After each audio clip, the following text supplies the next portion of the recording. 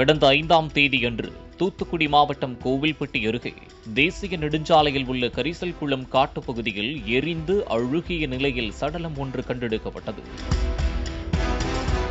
இதுகுறித்து கயத்தாறு போலீசார் வழக்கு பதிவு செய்து விசாரணை செய்தனர். சடலம் அருகே கிடந்த பல் செட்டையும் உடைகளையும் வைத்து விசாரித்ததில் நாச்சியப்பன் காம்பவுண்டை சேர்ந்த 71 வயது மூதாட்டி காந்திமதி என்பது தெரியவந்துள்ளது. காந்திமதி சில தினங்களாக காணாமல் போனதும் தெரியவந்தது.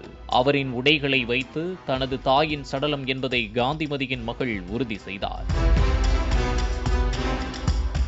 போலீசார் துப்பு துலக்கிய போது சம்பவம் நடந்த நேரத்தில் சண்முகபாண்டியன் என்பவர் காரில் சென்றது தெரியவந்துள்ளது. காந்திமதி பணத்தை வட்டிக்கு விடும் தொழில் செய்து வந்துள்ளார். அப்போது சண்முகபாண்டியன் காந்திமதியிடம் 1.5 லட்சம் ரூபாய் கொடுத்து வட்டிக்கு விடுமாறு கூறியுள்ளார். சில மாதங்களுக்கு பின்னர் காந்திமதி வட்டி கட்டவில்லை என கூறப்படுகிறது. சண்முகபாண்டியன் வட்டியை கட்டுமாறு கூறியபோது காந்திமதி தட்டி கழித்ததோடு வட்டியை கட்ட முடியாது, உன்னால் முடிந்ததை பார்த்துக்கோ என கூறியதாக சொல்லப்படுகிறது. இதனால் சண்முகபாண்டியன் தனது நண்பரின் காரை எடுத்துச் சென்று காந்திமதியிடம் பேச்சுவார்த்தை நடத்தியுள்ளார். பின்னர் காந்திமதியை சண்முகபாண்டியன் காரில் ஏற்றிச் சென்றுள்ளார். கார் சென்று கொண்டிருந்த சிறிது நேரத்திலேயே சண்முகபாண்டியன் இரும்பு கம்பியால் காந்திமதியை தாக்கியுள்ளார். இதனால் படுகாயமடைந்த காந்திமதி உயிரிழந்துள்ளார்.